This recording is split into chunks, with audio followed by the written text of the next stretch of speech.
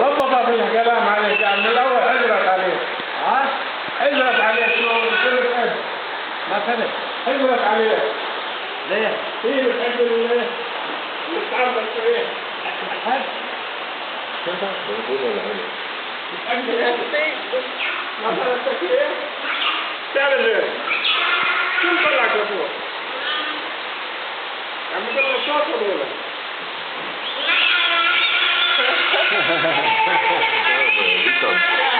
يلا. يا عمر. He's talking to you.